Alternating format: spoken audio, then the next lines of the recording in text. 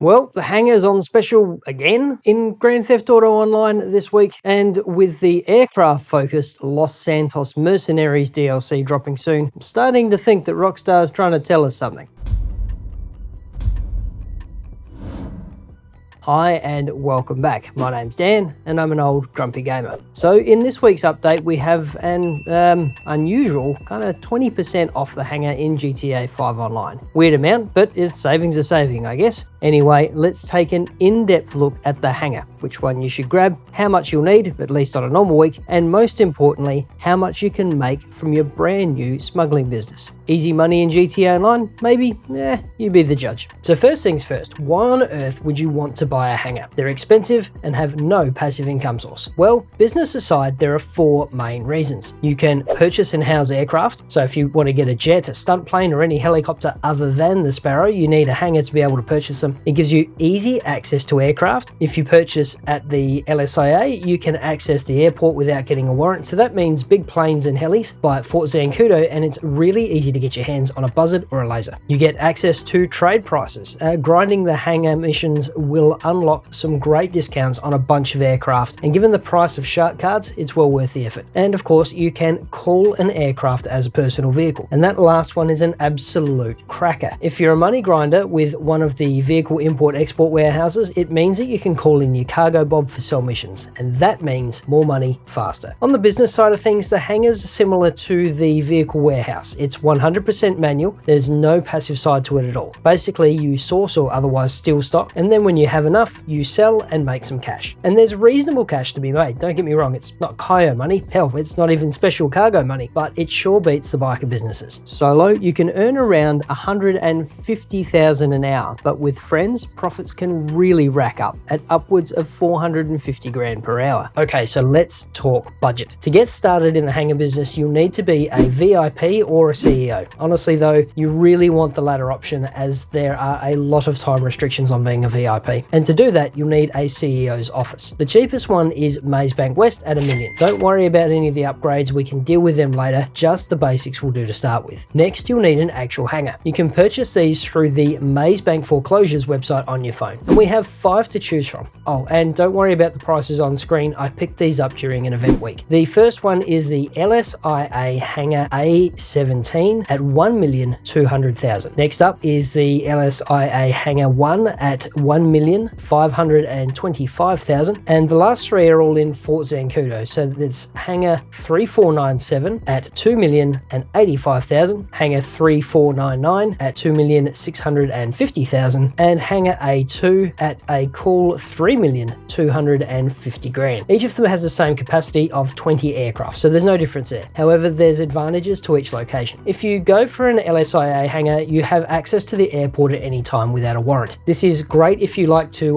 borrow larger or luxury planes, and if you have a yacht, it's a quick trip over. It also means that you and a friend can drag race on the runway without getting bothered by security. If you go for one of the Fort Zancudo hangars, you get access to the military base. That means you can finally complete Solomon's treasure hunt, but more importantly, it becomes much easier to commandeer a weaponized aircraft. Lasers and armed buzzards are commonplace around the base. You'll also see tanks driving about a fair bit, along with the occasional skylift. Further, if you buy at Fort Zancudo, you also get some protection from clowns when you're in its airspace. This is handy for dealing with some of our less experienced griefer friends. Basically, if you enter the base and a griefer follows you, the military staff will get very upset with them. So I've gone for the Fort Zancudo A2 hangar because it's closer to where the lasers are stored on the base, and I picked this up on the cheap during an event week. Next, we have some upgrades, starting with the decor. You can change the floor and the trim in the main hangar. There is a free version, but you can spend up to 320,000 if you want to get really fancy. While you're there, you can also tweak the lighting. There's a few different options available. Again, you can leave it as it comes at no additional cost, or you can spend up to 95 grand on a fancier aesthetic. For the trim and markings on the hangar floor, you have a few options as well, starting with the free one and working your way through a few different designs right up to this industrial looking caper for around 200,000. And the final aesthetic upgrade is the office. Again, there is a free option, but if you're feeling flush, you can step it up a notch with the top option, sending you back a cool 280 grand. And finally, you can also add personal quarters from 235,000, so you can spawn in at the hangar. This is handy if most of your properties are on the other end of the map, as it can save you a fair bit of time. For functional upgrades, you can grab the workshop at 1,100,000 150,000, which will allow you to customize certain aircraft. It's worth it if you're really into flying, but it isn't absolutely necessary. Right, so that's it for actual expenses. That's really a minimum spend of 2,200,000, including your CEO's office and the cheapest hangar. But if you can budget around 4,470,000, you'll get a Fort Zancudo location with living quarters and a workshop. Daily fees aren't too bad either at only $400 per day plus $50 per additional aircraft that you store. And with that in mind, assuming you're able to make the maximum per hour grinding, it will take you around 16 hours to make break even if you go the budget option if you're solo, around 7 hours if you have friends.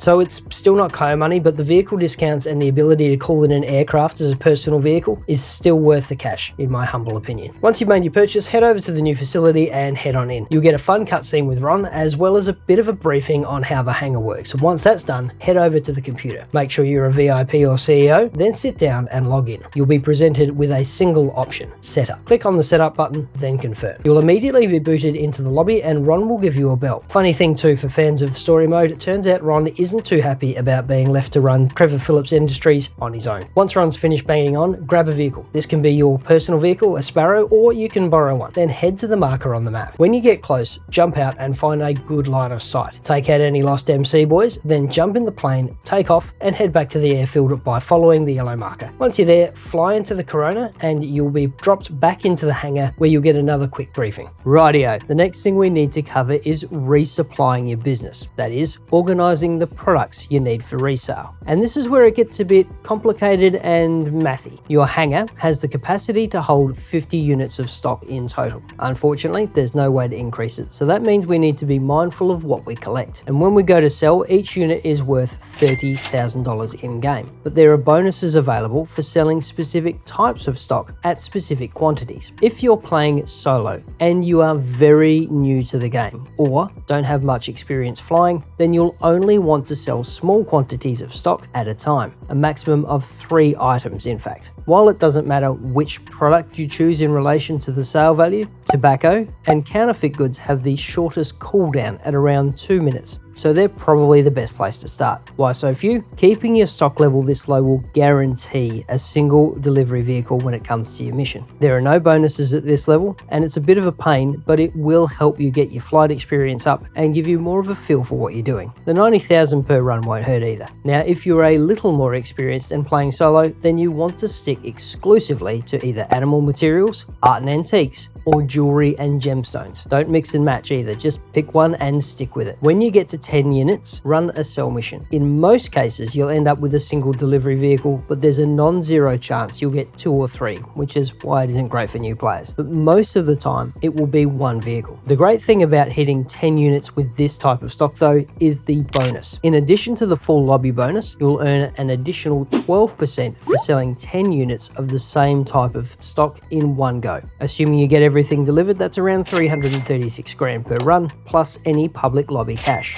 If you regularly kick around with one friend, you'll want to stick with the same type of stock, animal materials, art and antiques, or jewelry and gemstones. Again, don't mix and match, but pick one and stick with it. Hold off selling until you have 20 units of stock. This doubles the previous bonus to 24%, while still most likely only giving you 2 vehicle deliveries, 1 for each of you. With bonuses, you're looking at bringing in around about 744 grand, so nearly $750,000. Oh, and the full lobby bonus too, so not bad. If you're lucky enough to roll with 2 other players regularly, then we stick with more or less the same plan. Source animal materials, art and antiques, or jewelry and gemstones. Again, no mixing and matching. Once you have 30 units of stock, do a sell mission. This adds another 12% bonus, that's 36% in total, while quite likely giving you 3 vehicles to deliver with, so again, 1 for each of you. At this level, you'll sell your stock for around 1.25 mil, plus any public lobby bonuses. And finally, if you have a full complement, which is to say 3 friends you game with regularly, you can make some serious cash. This time we want to switch it up a little by sourcing narcotics, chemical or medical supplies, and you guessed it, pick one and only one. Now, this might take a minute, but this time we want to fill the hangar, a full 50 units of a single product. And when it comes to selling, we get 4 delivery vehicles, so that's 1 each, and a whopping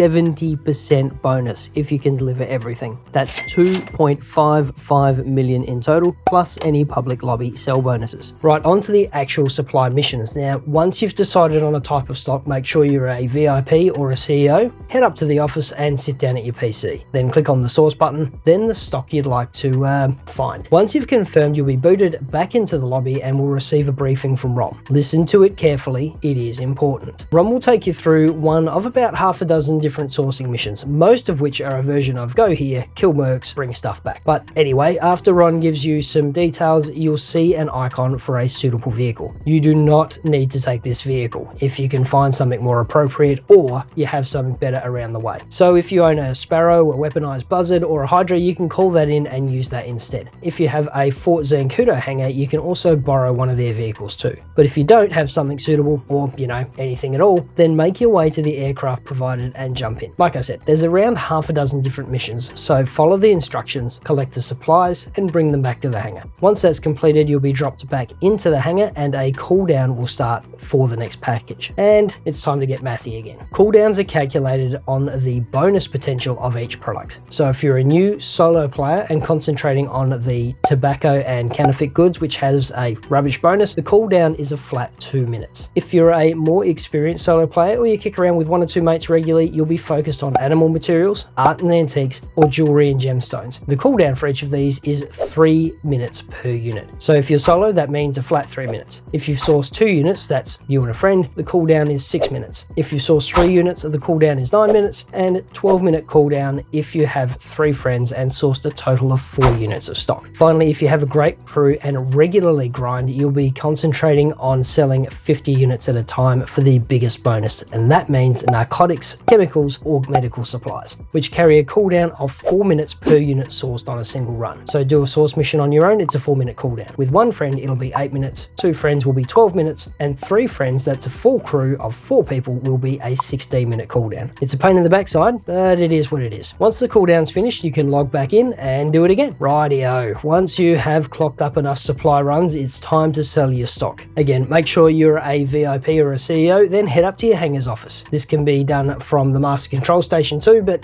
don't do that, it's silly. Take a seat at the computer, log in, and head to the sell menu. Click the relevant sell stock button, then click the confirm button, and you'll be booted back into the public lobby. After a moment, you'll get another call from Ron. Listen to it carefully, it is important. Ron will brief you on one of about half a dozen different sell missions. Simply follow the instructions to drop off the goods, avoiding any griefers, and you're good. As soon as the last package is dropped, the money will be deposited in your account and you can continue putting around in free mode. Oh, and if you run out of time or you get a cargo destroyed by griefers, you will still get a partial payment for anything you have delivered if there are multiple drop-offs. One more thing here too. On occasions, you'll be asked to return the vehicle to the airfield in exchange for some additional RP. Typically, it's around 1500 points. So if you're a low level, about to rank up, or are heading back that way anyway, by all means, drop the aircraft back. But if you're above rank 120 or couldn't be bothered with it, it's no sweat. Like I said, it's only 1500 points. Okay, before we head off, there's a couple of quick tips for maximizing profits should you feel inclined. If you don't plan to grind this business beyond what you need for discounts, you can still preload stock for special event weeks. So if you're a solo player, whenever you're bored or waiting on a cooldown for something else, do a quick supply run for either animal materials, art supplies, or jewelry and gemstones. Once you have 10 of each, stop. Then when Triple Money Week rolls around, you'll have 3 separate sell missions ready to go without having to do any resupplies, each netting you 336 grand instead of the usual 112 for the same stock. And that means a total of more than 1 million in stock on hand. And stepping away from the hangar business and over to the vehicle warehouse business, if you have one, buy a damn cargo bob as soon as you can afford it. This makes it much easier to do vehicle warehouse sourcing and selling missions. Using a cargo bob's lift, you can collect and deliver vehicles much quicker, and in most cases with significantly less damage. Oh, and as an added bonus, it's handy for the Simeon Repo mission, Do You Even Lift, and the Air Freight VIP mission. So thanks for watching. Stay safe, wash your hands, and we'll see you in the next video.